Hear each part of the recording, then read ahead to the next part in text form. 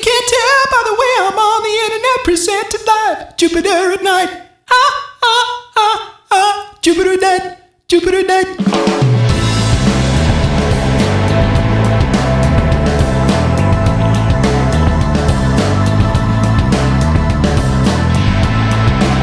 Good evening, everyone, and welcome to Jupiter at Night. My name is Chris. My name is Jeremy. Yo there, J-Man. Good evening. Thank you, sir. Hi. You know, yesterday was our 100th episode. It was. And we were looking forward. We felt all nostalgic about where we'd been and where we were going. And we talked a lot about how we always have the future on our minds. We always do have the future on our mind. And, you know, you came across this awesome Flickr photo stream that really got our wheels turning tonight. Mm-hmm. And it's a photo stream that was posted of these postcards from 1910 of what the year 2000 would look like. They were actually authored and drawn back in 1910. Yeah, 19. That's, you know, they're of it's course really interesting. Epic. Yeah, it's really interesting to see what people back there thought the year 2000 would look like. Apparently, it involved a lot of balloons and hot air balloons and terrible fashion sense and very large hats. Yeah, but cars look kind of cool. But yeah.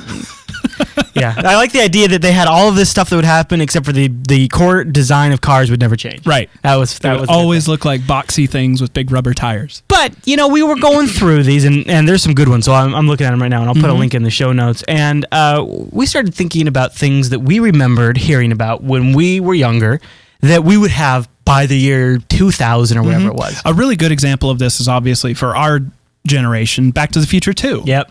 When he goes from 1985, travels to the future of 2015, and there's all this amazing gadgetry everywhere. Yeah, like the zip up boots and the self drying jacket. Of course. You know, Nike actually filed a patent on those boots that would tie themselves, but they never made them. Well, they jerks. They did eBay off those set, but they didn't actually work. Oh.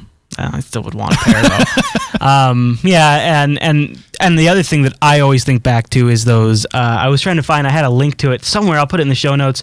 Those old AT&T commercials. You'll be able to make a video call. You'll be able to fax from the beach. All that kind of stuff. I always remember watching those. Yeah, from the beach. I remember those thinking. At the time, that seemed really cool, but now, of course, first of all, fax, and then second of all, at the beach. What?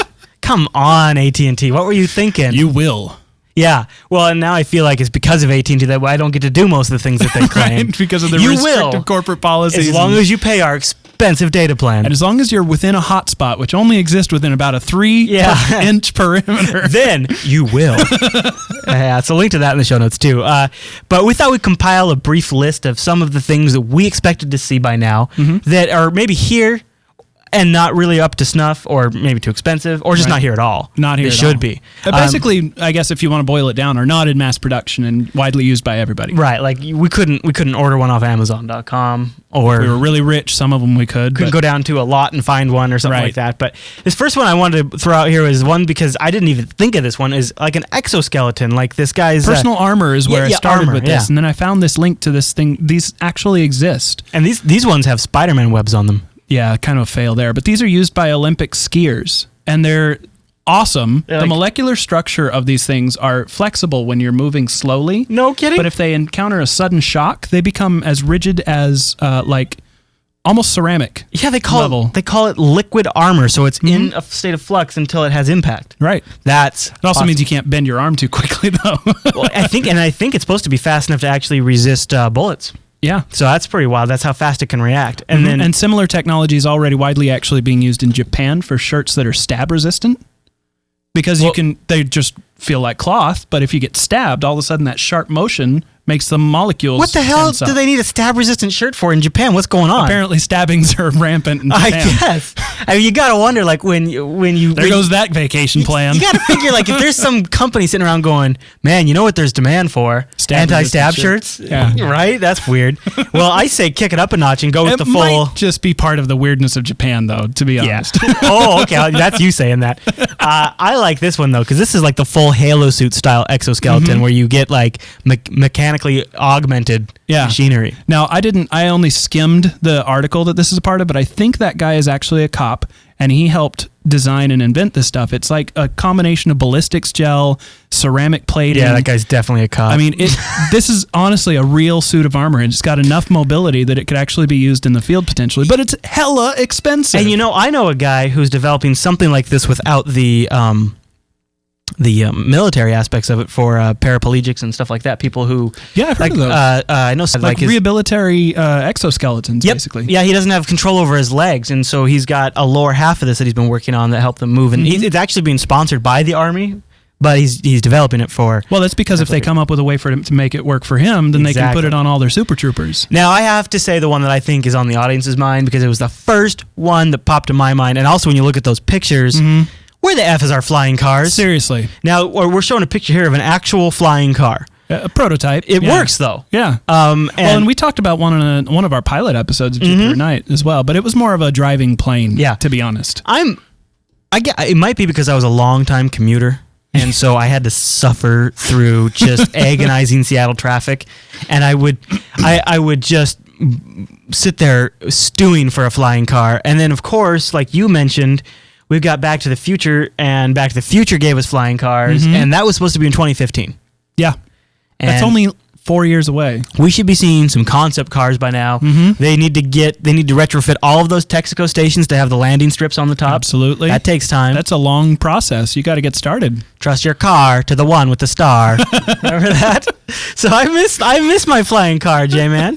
We should have them by now. I think so. So flying cars, exoskeleton, those have all got to go on the list. But the next one you put on here, I totally dig because Star Wars promised this way back in the day. Cryogenics. Well, actually, the proper term is cryonics. Cryonics. I didn't actually recognize that until I was doing my research for this episode. Oh, I just thought it was one of the ways to describe it. Now, of course, cryogenics includes any time you get something cold. Mr. Freeze. So I think of now. I kid that Star Wars invented cryonics, right? But that's really one of the first times I think frozen a lot of carbonite, right? Yeah, the Han Solo froze it in carbonite, and then later on you had, of course, I suppose you had Space Seed before that with Khan. Well, and Lost in Space. Oh, of course, right? They nap any form of suspended animation is kind of what I'm going for. It totally seems like we should have suspended animation because the other thing that sort of ties in with that is why the F aren't we on Mars yet? Because of the distance of the travel and the time involved. Those are and the cost, obviously. Yeah, but J-Man. Yeah. If I remember my history correct, in the 60s we put a man on the moon. Late 60s, barely, but yeah, you're then right. I think fair enough. Yeah, by the hair of their chin. But I think then we should have at least by the 90s gotten to Mars. I'm on board with you because if you think about the technological advancements that they had between the 30s and the 60s, and then if you extrapolate that, it's like a quantum from leap. the 60s to the 90s. Yeah. Come on, we should have been able to do that. It was our own fault. We could have been rocking out on Mars in our biospheres, growing the things that we need to breathe and eat while somebody else was vacuuming up space rocks. We could have got our ass to Mars. To make another Schwarzenegger reference in the... That's the phrase could have taken us to Mars. When we were frozen in cryonics. Okay, that's fair enough. I want to actually back up because you skipped over one of mine. I thought would have been... I was just going with the flow, but I kept it in mind. I liked it. When you think about advancements in technology, at least in the U.S., it seems like a whole lot of these have been driven by military research for one aspect or another. Or marketing. I'm just saying. And a lot of those go hand in hand, unfortunately. But so when you're talking about like personal body armor, like we were talking about earlier, it's surprising that the military hasn't invested more funds into that. But another thing that I would have sworn we had by now is laser weaponry. Sure. I mean, every sci-fi show that we watched when we were a kid had laser guns, even G.I. Joe. Weren't they working on like some sort of lasers to shoot down missiles? Yeah, they are. I think... The cost for a single one of these units is almost $10 billion, though, right now. What? Yeah. They have a laser system that can shoot down drones. At the bottom of this article that will be linked in our show notes actually has a video of it doing exactly that. Well, now hold on. Okay, well let's keep this in perspective. $10 billion U.S. military budget-wise, ridiculous as that is not actually a lot. Yeah, it's like 2.5 hammers, I think. No, it's still a ton though, because but I mean, it's just an insane amount of money. But it is a laser. You realize how long that would fund Jupiter Broadcasting? Yeah. Until we're on Mars. Yeah. Yeah, that we could broadcast from Mars with that kind of budget. And man, you should see what we can do now with our budget. I would totally agree with you. I know that we have reached the point where we have those little handheld lasers that you heard about people shooting up into airplanes and getting busted. Mm-hmm. So and those are like the battery powered ones. Yeah, the laser pointers that you use for presentations and junk like that. If you're watching the video version right now, we're playing a video and they're about to blast an airplane out of the there they go. They just blasted an airplane out of the sky, or a test missile. Yeah, test drone. Yeah, with a laser. Yep. Pretty wicked, but obviously at $10 billion, that ain't happening in mass quantities. And for $10 billion, it damn well better happen when you run the test. And I think they're supposed to be portableized into something we can carry around with us and shoot. Well, like I was just saying, G.I. Joe, which was supposed to be modern day military. I mean, a little fantasy, but they had laser weapons. Mm-hmm. They were shooting lasers all over the place. Yep. I always wonder why they did that too. Maybe it was just because bullets were too violent. I don't know what the deal was there. The point I'm getting at is I want lasers. Yeah. Okay, man, I hear you. That's fair. That's fair. Now, the one I like this one a lot, because this next favorite of mine is one that I'm from just being a young lad thought one day we're going to have flexible screens. I've mentioned this before on Jupiter Night, but we'd have screens that we could bend and even read. Like newspapers. Like had actual transmissions on them and stuff. And now, of course, this is sort of like the laser thing. It is actually being produced by Sony and a couple other companies. These super paper-thin rollable screens that... called OLEDs. OLED displays that are amazing. Obviously, though, the cost has to be brought down if you're going to do something like distribute it as a newspaper. Right. I would love to have a newspaper like... And if realistically, see, when I used to picture it, I'd think they'd have to deliver it every day, but that was really before broadband and stuff like that. Mm-hmm. So you could just buy something like that and roll it out and just have the paper downloaded every day, I suppose. Absolutely. You never have to throw it out. Then it's not so expensive to produce because you don't have to make one every day. See, young Chris didn't really think that through. But no, young Chris didn't have wireless broadband access. That's true. He only could work with what he had. Right. Now, can we talk a little bit about the widespread use of retina scanners? Is this one you actually expected? Yeah, totally. Kind of you remember Minority Report when he walks in there and he walks up to an ad and they scan his eyes. And then they say, hey, welcome back to the Gap. Yeah, welcome back. Do you want more of those shirts you bought last time? That's Penny from Lost in the ad. Yeah, totally. Anyways.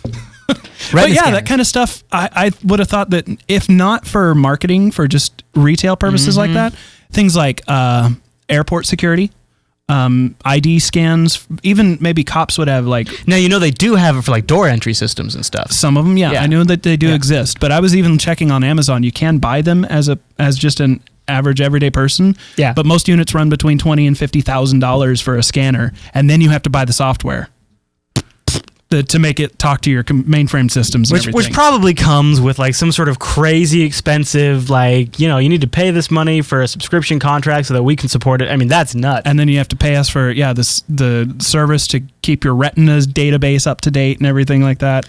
Now, my last one is one I kind of hinted at the intro here, but I'll put this on my list. And this is that AT&T ad that ran between 1993 and 1994 about all the amazing things you're going to be able to do. Yeah. And you have to kind of be fair. A lot of it did happen, not quite in the way they thought. Like they talk about send a fax from the beach, but they do show car nav. Yeah, they do. That was legit, and they do show ebooks and touchscreen. Here's sending a fax from the beach, but if you replace fax with email, that's kind of legit. Yeah. And the thing that they really played up though a lot, at least what I saw, was the video ads. Yeah. Or the video calling. Video calling, right? And we have FaceTime and Quick now. I think I've mentioned before on Jupiter at Night how Total Recall was my first introduction to video calling, where it was widespread and just everybody could do it. It was video phones everywhere. And that was what made me want them. See, this guy, this gal, she walks into a video booth because there was phone booths back then. She calls and she gets to see her baby and she says goodnight to her newborn baby. Right. That's nice. And now that's the FaceTime commercial, right? For the iPhone. So you're saying that you would have thought that it would be more prevalent, more widespread and everywhere by now. I thought it would be as prevalent as you pick up the phone and there's a dial tone. But then later on I realized who actually wants that. Yeah, because then if somebody said... I effing hate phone calls. So my dad is terrible on the phone. I will gladly admit this. Is your mom kind of rough on the phone too? Yeah. She's kind of a shouter. Yeah, she's got cell yell. But my dad, he just likes to just talk forever about whatever he feels like talking about. He's just the one of gals yakking. So thankfully now I live with him. So now if he's talking and I don't want to hear, I just go to the other room. But when I used to be on the phone, it's etiquette. You can't just hang up or anything like that. Oh my gosh. So if he's talking about, I don't know, his garden or something like that, and I'm just sitting there rolling my eyes and doing something else, well, if it's a video phone, he totally sees that I'm rolling my eyes and doing something else. That's the problem with having meetings over Skype too. Yeah. Is that happens, but the family members, and not getting them off the phone would be the total, complete bane of video calling. Yep, that would be a rough one. I hadn't even thought of that. I was just thinking about how I hate interruptions now, and that would be even worse. Yeah. Now the chat room chimed in with a bunch of really good ones, and I wanted to take a second here to give some props to them because we've got warp drives. Actually, we've got a link too that I think it was Marsbase gave that earlier about how warp drives are not impossible. Oh, well, how about that? So check that out in our show notes. I liked one of the suggestions that came from the chat room. We should holograms, yeah, but of course, yeah. Self-driving cars. Now we heard about Google experimenting with some of that, but I was another one I really thought. And then as I got a little older and the internet came along, I thought, well, now it's going to happen, and they're just going to have internet someday that'll be in all the cars, and they'll talk over TCP/IP or something, and they'll communicate, and they'll self-drive. Sure. And then somebody will pass legislation so those old cars have to be retrofitted with the networking systems. I don't like that. But it would have to happen. It would have to happen. Yeah. And they better get working on the flying aspect, too, and they just work those two things in together. So, link also a UGO article. Yeah. I've never heard of this site, to be honest, UGO. Yeah. But it's a great article about... it's on the same subject. Why some of these items that we should have by now but don't, why are they so still effing expensive? Yep. That's that article. I thought that's a good spot. That's a good one. Yeah, there's another article in there that actually lists the price of some of these things that do exist, like the retina scanners and stuff like that. Mm-hmm. Actually, I think now that I think about it, I remember seeing something that Heathrow Airport uses retina scanners. I mentioned airports, and that kind of clicked with my brain. I worked in a high. I can't say the company, but a well-known online retailer. Had a data center that had a retina scanner you had to go to get into. It was kind of cool. But I would have expected by now that they'd be everywhere. I mean, seriously, you get pulled over by a cop, he scans your retina instead of asking for I should have brought my phone, but driving license. My phone has like that little fake camera on the front of it, and you would think that would just look at your face and be like, oh, that's you, unlocked. Right. Done. I don't, or your car. Why not walk up to your car and have like a camera in the side of your car doors? Okay, unlock doors. Right. Hello, Chris, setting all of your settings. Yeah. That's the future that I thought I'd be living in, and I'm extremely disappointed. So AT&T, you did not deliver. Can't. I will not. Nice. All right, everyone. Check out this week's show notes because there's some fun links in there for some extra reading. Now, you're out tomorrow. I am. Just a warning to the folks. But John's going to be here. Oh. And Alan's going to be here. All right. And we're going to try our first take at a Jupiter at Night game show. It's kind of, an early thing. Real rough. I think you're gonna maybe. I'll be interested to see what you say because we're gonna work it out. But it's gonna be a game show with the three of us, and we're gonna have fun at it. It's kind of like a trivia show, I suppose. Game show's not quite there yet. Okay, I'm still working on it, J-Man. You don't actually have like buzzers and Alex Trebek. See, this is an evolutionary process. So over a few weeks, you'll see us add more and more stuff to it, and then you'll get to see the refinement and process. That's, I guess, kind of a good thing. Okay, yeah, I'll stay tuned to see that. Why not? What else, right? All right, everyone. Well, thanks so much for tuning in to tonight's episode of Jupiter Night. Now, you got to remember, you can always join us live and hang out in the chat room. Give us your ideas of things that will be coming down the road over at jblive.tv, and that's at 8 p.m. Pacific, Tuesday, Wednesday, and Thursday. If you do plan to tune in, actually stop by a little bit early because some of our show prep happens live, and we usually ask for some input on what we're going to talk about from the chat room. Yeah, and then like some nights, like tonight is the faux show. That's a live stream only post show that we do. That's a good time, hosted by my wife. All right, everyone. Well, thanks so much for tuning in to tonight's episode of Jupiter at Night, and we'll see you tomorrow night.